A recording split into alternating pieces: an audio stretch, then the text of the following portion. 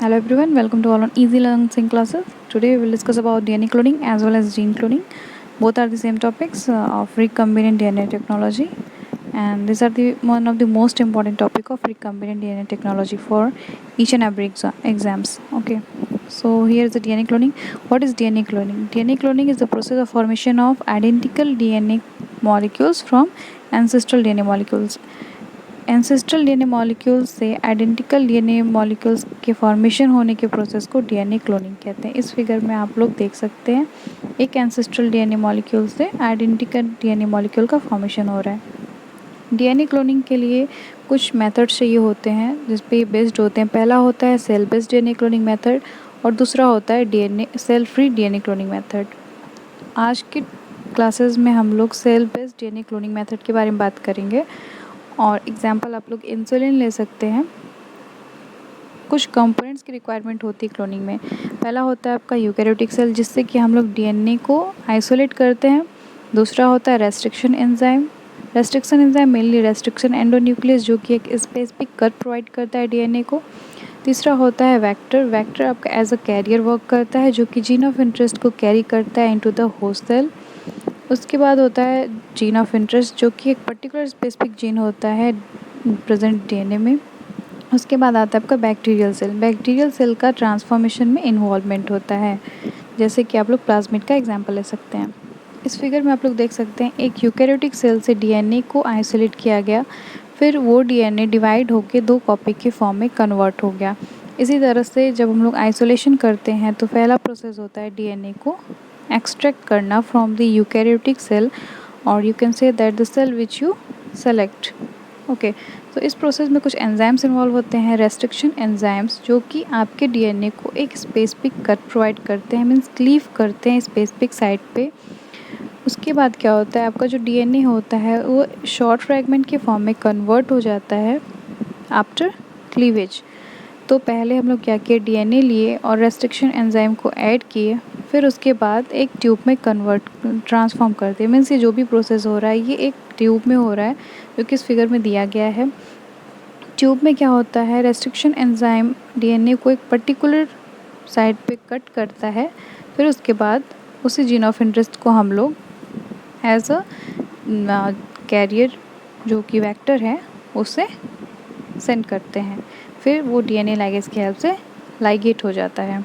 इस फिगर में आप लोग देख सकते हैं एक तरफ आपका यूकैरियोटिक क्रोमोसोम है जिससे कि डीएनए फ्रैगमेंट एक्सट्रैक्ट किया गया, और दूसरी तरफ है वेक्टर। वेक्टर क्या होता है, double stranded extra chromosomal circular DNA. Example bacteriophage भी हो सकता है। हम लोग वेक्टर पे एक स्पेसिफिक कट प्रोवाइड करते हैं with the help of restriction enzyme, और उसी कट पे जो आपका डीएनए फ्रैगमेंट है जीन ऑफ इंटरेस्ट उसको लाइगेट करते हैं with the help of DNA ligation. फिर ये दोनों मिलके क्या बनता है, एक रिकम्बिनेंट डीएनए प्लाज्मिड बनता है जो कि बाद में मल्टीप्लाई होके डिफरेंट कॉपीज़ में कन्वर्ट हो जाता है। इस स्टेप को हम लोग प्रोसेस को कुछ स्टेप्स के फॉर्म में इजीली समझ सकते हैं इस फिगर के थ्रू। पहला स्टेप क्या है, आइसोलेट किया प्लाज्मिड को। प्लाज्मिड क्या होता है मैंने बताया, जो कि वेक्टर की तरह वर्क कर रहा है। सेकंड स्टेप हम लोग का होता है आइसोलेट डीएनए जो कि यूकैरियोटिक सेल से हम लोग किए, फिर प्लाज्मिड में कट प्रोवाइड करते हैं और कह सकते हैं क्लीव करते हैं with the help of restriction enzyme. वहीं डीएनए में भी जीन ऑफ इंटरेस्ट को हम लोग क्लीव करते हैं with the help of restriction enzyme, और जो जीन ऑफ इंटरेस्ट है उसको जो वेक्टर में कट प्रोवाइड किया गया है उसी कट के प्लेस पे जीन ऑफ इंटरेस्ट को लाइगेट करते हैं with the help of DNA ligation, और उसके बाद फॉर्मेशन होता है रिकम्बिनेंट डीएनए प्लाज्मिड का। रिकम्बिनेंट डीएनए प्लाज्मिड एक किस तरह से कहलाएगा, क्योंकि इसमें वेक्टर भी है as well as gene of interest का भी पार्ट है। ये दोनों एड ऑन होके क्या बन गए, रिकम्बिनेंट डीएनए प्लाज्मिड। तो 2 चीज़ों की रिक्वायरमेंट थी, पहला था आपका यूकैरियोटिक सेल और इधर क्या है बैक्टीरियल प्लाज्मिड। अब रिकम्बिनेंट डीएनए प्लाज्मिड जो बन गया उसकी भी अपनी कुछ प्रॉपर्टीज़ होती हैं, जैसे कि सेल्फ रेप्लिकेशन और दूसरा होता है सिलेक्शन।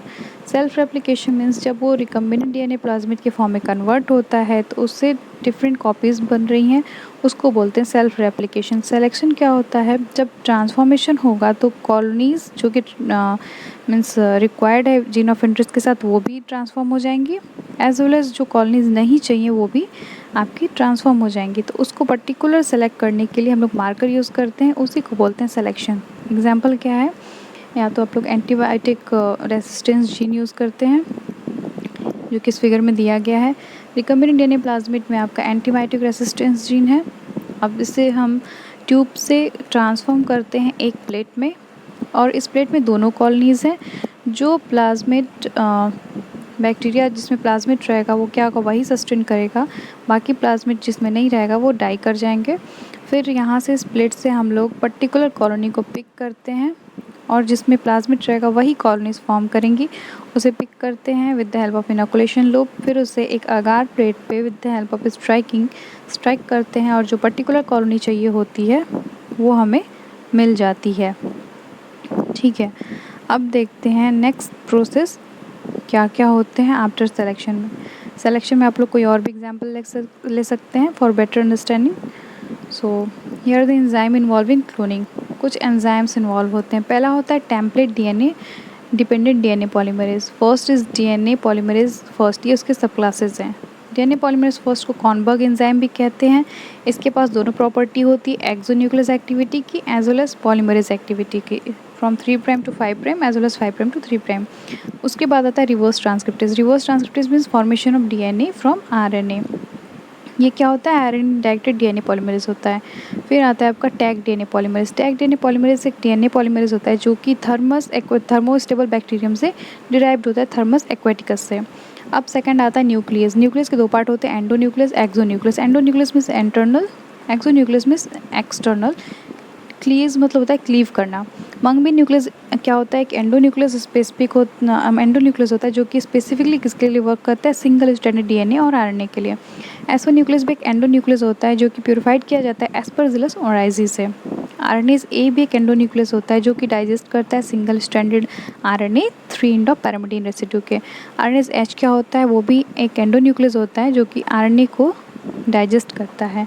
रेस्ट्रिक्शन एंडोन्यूक्लियस क्या होता है, एक बैक्टीरियल एंजाइम होता है जो कि कट करता है डबल स्ट्रैंडेड डीएनए फ्रैगमेंट को after recognising specific nucleotide sequences. So this are the enzymes. I hope आपको ये वीडियो पसंद आया हो। प्लीज़ इसे लाइक शेयर सब्सक्राइब करिए। नेक्स्ट क्लासेस में हम लोग रेस्ट्रिक्शन एंडोन्यूक्लियस एंड एंजाइम्स के नॉमेनक्लेचर वाइल रेस्ट्रिक्शन साइट के बारे में बात करेंगे। Thank you, thanks a lot.